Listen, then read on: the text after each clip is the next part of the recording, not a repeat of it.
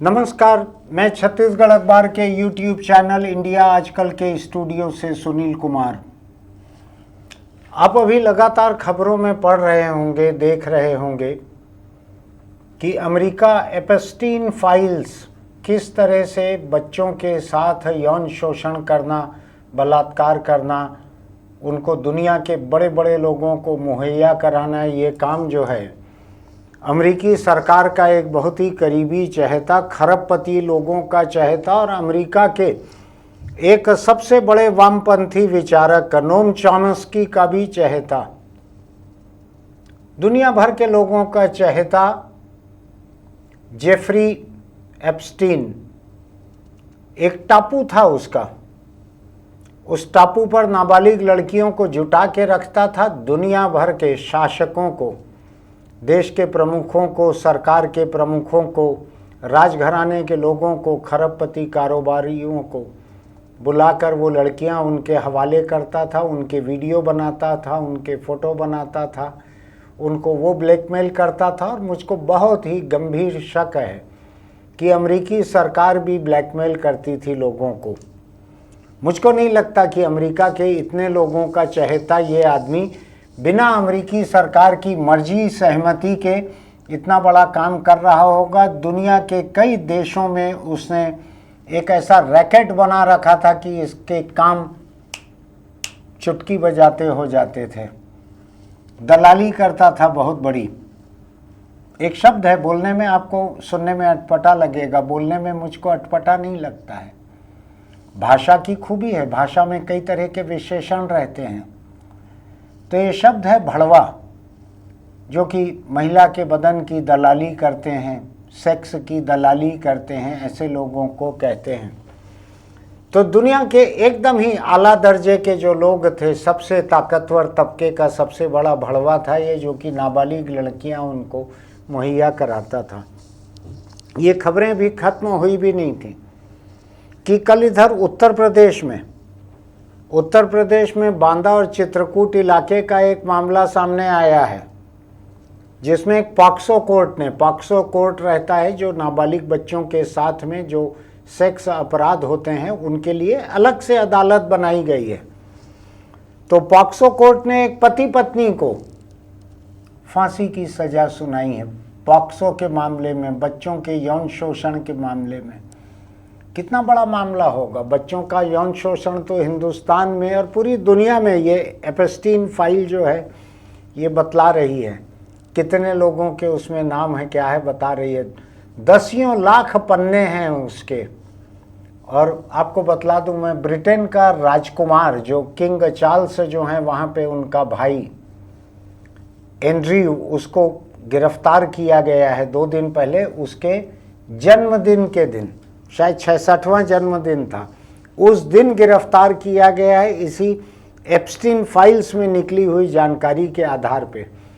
वो नाबालिग बच्चियों का देह शोषण करने के एवज में एप्स्टीन को शायद ब्रिटेन के सरकार के कई खुफिया राज दे रहा था। कई जगह हुआ होगा ऐसा। ये तो ब्रिटेन है जिसने अपने राजा के भाई को भी पकड़ के जेल में ठूंस दिया उसके जन्मदिन के दिन। तो खैर, मैं उत्तर प्रदेश में था, बांदा चित्रकूट, यहाँ पर एक सरकारी इंजीनियर, शायद इरिगेशन विभाग का इंजीनियर था, राम भवन और पत्नी दुर्गावती, इन 2 को अभी 20 तारीख को पॉक्सो अदालत ने मौत की सजा सुनाई है। इन दोनों पर जुर्म यह है कि 2010 से 2020 तक इन्होंने दर्जनों बच्चों का यौन शोषण किया, उसकी फिल्में बनाई, वीडियो रिकॉर्डिंग की और बलात्कार की, यौन शोषण की। उन फिल्मों को डार्क वेब पे, इंटरनेट का एक ऐसा हिस्सा है जहां केवल जुर्म की दुनिया रहती है, वहां पर इसने पूरी दुनिया को बेचा इन फिल्मों को। ये जो एप्स्टीन के यहाँ जो जाते थे ना, दुनिया के बड़े बड़े लोग जाते थे, वो सब पीडोफाइल थे, नाबालिग बच्चों के साथ सेक्स के शौकीन लोग थे वो लोग। ऐसे ही लोग दुनिया भर के बच्चों की ऐसी बनाई गई पोर्नो फिल्मों को खरीदते हैं, उसको देखते हैं, उसमें आनंद पाते हैं। वो कई लोगों का कहना है कि मानसिक रूप से बीमार रहते हैं ऐसे लोग। मेरा ये मानना है कि कानून जो है उसके आधार पे हम मानसिक बीमारी शायद तय न कर सकें। वो एक मुजरिम सोच में तो रहते हैं, मुजरिम सोच के तो रहते हैं। मानसिक रूप से बीमार हैं कि नहीं है कानून जाने अलग अलग देशों का। कई देश ऐसे हैं जहाँ पे बच्चों से सेक्स जो है वो जायज़ है, नाबालिग बच्चियों से बच्चों से सेक्स जायज़ है। 2 दिन पहले मैंने आपको बतलाया था कि अमेरिकी फ़ौजें जब अफ़गानिस्तान में थीं तो वहाँ के नाबालिग लड़कों के साथ सेक्स करते थे सैनिक। बहुत सारे मामले सामने आए हैं। तो ये मामला जो उत्तर प्रदेश का है, पति का नाम है राम भवन, पत्नी का नाम है दुर्गावती। माँ बाप ने बड़े अच्छे नाम रखे थे, राम के ऊपर और दुर्गा के ऊपर नाम रखा था। बहुत उम्मीदें रही होगी माँ बाप को इन लोगों से। मैंने अभी तक नहीं सुना है किसी ने राक्षस नाम रख दिया हो अपने बच्चे का, कुछ कर दिया हो। अच्छे नाम रखते हैं लोग, उनको उम्मीद रहती है बच्चों से। अब इस मामले को सुने तो ये महिला जो है अपने आसपास के इलाके में सांता क्लॉज आंटी की तरह विख्यात थी। आसपास के बच्चों को इकट्ठा करती थी, बुलाती थी, उनको तरह तरह का खिलाती थी और उसके बाद पति जो है उनके साथ सेक्स करता था, बलात्कार करता था। उसकी वीडियो रिकॉर्डिंग करते थे और उस वीडियो को बेचते थे। इंटरपोल ने बताया भारत को कि भाई तुम्हारे इधर का ये मामला है, ये आईपी एड्रेस से डार्क वेब पे बेचे जा रहे हैं बच्चों के पोर्नो। तो जाके हिंदुस्तान की पुलिस वहाँ पहुँची, उसने पहुँच के इसको गिरफ्तार किया, पति पत्नी दोनों को। मामला चला कई साल और पॉक्सो कोर्ट ने दोनों को मौत की सज़ा सुनाई है। 34 बच्चों का तो मामला पकड़ाया जा चुका है, जो अदालत में बयान दिया। और जज ने ये कहा कि जितने बच्चों की ऐसी शिनाख्त तो हो रही है उन सबको 10-10 लाख रुपया मुआवजा दिया जाए। मुझको नहीं मालूम है इनकी संपत्ति जब्त करके उसमें से मुआवजा देंगे, कहीं और से देंगे। सरकार के भी प्रावधान है बलात्कार के शिकार को मुआवजा देने के। जो भी है मुझको उतना अंदाज नहीं है, जहाँ से भी मिलेगा। लेकिन ये चित्रकूट में तैनात था सिंचाई विभाग में। इसके बाद जब मामला पकड़ में आ गया तो उसको सस्पेंड किया गया। 3 बरस से लेकर 18 साल की उम्र के 33-34 नाबालिग बच्चों का, लड़के हैं सब, इनको ऑनलाइन वीडियो गेम्स, पैसा, गिफ्ट देकर उनके साथ यौन संबंध बनाए, वीडियो रिकॉर्ड किए, डार्क वेब पर अंतर्राष्ट्रीय बाजार में बेचा। ये बच्चे जो हैं इनमें से कई बच्चे बरसों से अस्पताल में इलाज पा रहे हैं। इतना उनके निजी अंगों में नुकसान पहुंचा हुआ है इस आदमी के बलात्कार से। मैं फ़ोटो देख रहा था इस आदमी की, मुझको अच्छा लगता है। नाम देखना, जाति देखना, धर्म देखना, सब कुछ देखना मुझको ठीक लगता है। इन सब का एक महत्व है। तो ये राम भवन और दुर्गावती, ये दुर्गावती की फ़ोटो मैं देख रहा हूँ तो ऐसा माथे पर बिंदी है, सिर पे बड़ा सा लंबा सा सिंदूर लगा हुआ है, गले में मंगलसूत्र दिख रहा है, हाथों में चूड़ियां हैं और अच्छी रंग बिरंगी साड़ी पहनी हुई है। ये फोटो है। महिला जो अपने पति के सौभाग्य की कामना करते हुए सिंदूर, बिंदी, मंगलसूत्र, चूड़ी सब पहनी हुई है, अपने पति के लिए बच्चे जुटा रही है रेप करने के लिए, ताकि पति रेप कर सके, उसका वीडियो रिकॉर्डिंग कर सके और उसको डार्क वेब पर बेच सके। मैं तो मौत की सज़ा के खिलाफ हूँ, लेकिन फिर भी मुझको लगता है कि अगर मौत की सज़ा होना ही है, मान लीजिए कानून में आज तो है, जायज़ है कानून में मौत की सज़ा, पति तो तभी बलात्कार करता था ना जब ये सांता क्लाज आंटी आसपास के बच्चों को फांस फांस के बुलाती थी, उनके लिए पकाती थी, तरह तरह की चीज़ें उनको खिलाती थी। पेन ड्राइव मिली है, कई मोबाइल फ़ोन मिले हैं, लैपटॉप मिले हैं, हार्ड डिस्क मिली है, 34 वीडियो मिले हैं, 600-700 फ़ोटो मिले हैं। ये गरीब परिवारों के बच्चे थे। 74 गवाहों की गवाही हुई है कोर्ट में। मेडिकल रिपोर्ट, डिजिटल सबूत, सब के आधार पर अदालत ने इस अपराध को दुर्लभ में दुर्लभतम माना है, रेयरेस्ट ऑफ रेयर माना है। फांसी की सज़ा आसानी से नहीं सुनाई जाती। हालांकि ये जिला अदालत है, पॉक्सो कोर्ट है, इसके खिलाफ हाई कोर्ट भी जा सकते हैं, सुप्रीम कोर्ट भी जा सकते हैं, और कुछ नहीं तो कम से कम अपने नाम की इज्जत रख ली होती। माँ बाप ने कितना सोच के तुमको देवी देवता का नाम दिया था। इस औरत ने अपने सौभाग्यवती होने के जो निशान इसने पहने हुए हैं सुहाग के, उसी की इज्जत रख लेती। मुझको पता नहीं इन दोनों में से जुर्म किसी का कम है कि दोनों का टक्कर का है। मुझको अगर जज बनाया जाए तो मैं पता नहीं किसको कम सज़ा दूंगा, किसको ज़्यादा दूंगा। जो रेप के लिए बच्चों को जुटा रही है, फांस रही है, फांस के लेके आ रही है, हो सकता है ये वीडियोग्राफर भी बन गई हो इतने समय में। एक अखबार की रिपोर्ट ये कहती है कि राम भवन की पत्नी दुर्गावती ये भी इन बच्चों में से कई बच्चों से सेक्स करती थी और उसकी रिकॉर्डिंग भी बिकी है। अगर इंटरपोल नहीं रहता तो हो सकता है ये यूट्यूब चैनल खोल के अपना उसको चलाने लगते, जितना वीडियोग्राफी की है इन्होंने। 10 साल तक चला है ये सिलसिला। 3 साल 4 साल के बच्चे से लेके 18 साल तक। किसको कहते हैं 3-4 साल का बच्चा? फूल जैसे रहते हैं 3-4 साल के बच्चे।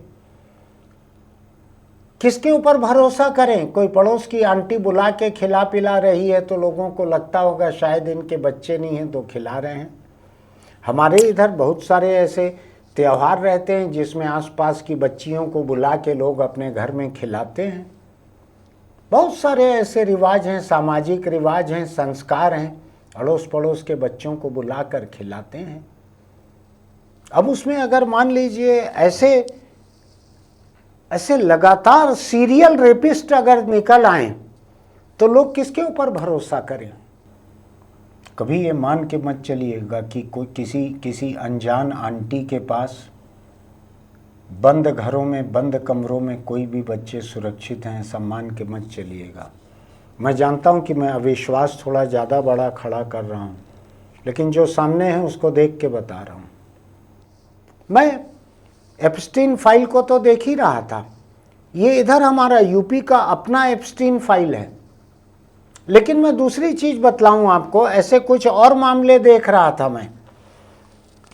बिहार के मुजफ्फरपुर का शेल्टर होम मामला, जो अनाथ गरीब बच्चियों के लिए शेल्टर रहता है, जिसको एक निजी समिति चलाती है, सेवा संकल्प एवं विकास समिति।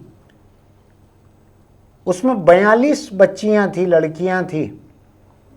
42 में से 34 का यौन शोषण हुआ। गरीब बच्चियों का 42 में से 34 का। आरोपी जो है ब्रजेश ठाकुर, उसको उम्र कैद मिली 2020 में। और ये पुलिस उलिस से नहीं निकला। ये Tata institute of social sciences की एक उन्होंने अध्ययन किया कि क्या हालत है। उस रिपोर्ट में ये जानकारी आई तो सरकार को कार्रवाई करनी पड़ी मजबूरी में। Tata institute of social sciences की रिपोर्ट से ये भांडाफोड़ हुआ।